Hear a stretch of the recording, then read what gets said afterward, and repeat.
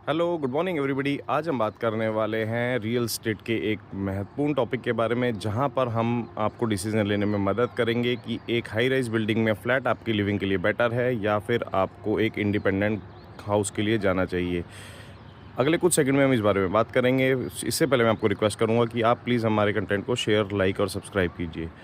चलिए बात करते हैं कम्युनिटी लिविंग के रिच एक्सपीरियंस यानी कि फ्लैट्स के बारे में। इसके दो फ़ायदे, दो नुकसान ये हैं। सबसे पहला फ़ायदा आपका ये है कि आपको एक कम्युनिटी लिविंग मिलती है, जहाँ पर आपका रहने का एक्सपीरियंस बेटर होता जाता है और आपको एक बेटर बेटर कम्युनिटी सर्कल मिलता है। दूसरा इसका फ़ायदा ये है कि आप communal amenities such as gym, cafeteria का क्लब हाउस, कॉमन पार्किंग, इन सारी चीज़ों का फ़ायदा उठा सकते हैं और मेंटेनेंस की ज़िम्मेदारी आपकी नहीं होती, वो आरडब्ल्यूए देखती है।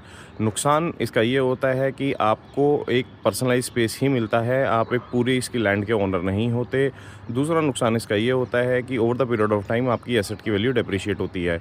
अगर मैं इंडिपेंडेंट विलास की बात करूँ तो इसका फ़ायदा ये होता है कि सबसे पहली बात तो आपकी प्रॉपर्टी की वैल्यू कभी डेप्रिशिएट नहीं होती, ये हमेशा इंक्रीज़ ही करेगी। दूसरा फ़ायदा इसका ये होता है कि आप अपने घर को अपने हिसाब से प्लान कर सकते हैं, अपनी लिविंग के हिसाब से आप अपने इवेंट्स को प्लान कर सकते हैं। यहाँ पर आपको कोई कम्युनल रेस्ट्रिक्शन आपके पास नहीं होता। नुकसान इंडिपेंडेंट हाउसेज़ में ये होता है कि मेंटेनेंस की ज़िम्मेदारी सारी आपकी रहती है। अब आपको ये देखना है कि आप एक कम्युनिटी के साथ रहना पसंद करते हैं या आपके लिए प्रेफ़रेंस आपकी अपनी पर्सनल लाइफ़ है। दोनों चीज़ों को डिसाइड करते हुए आप इसमें से एक डिसीज़न ले सकते हैं कि आपको इंडिपेंडेंट हाउस चाहिए या फिर आप एक हाई राइज सोसाइटी में घर लेना चाहते हैं। रियल एस्टेट से जुड़ी ऐसी ही जानकारी के लिए हमारे साथ जुड़े रहिए। Thanks for watching us.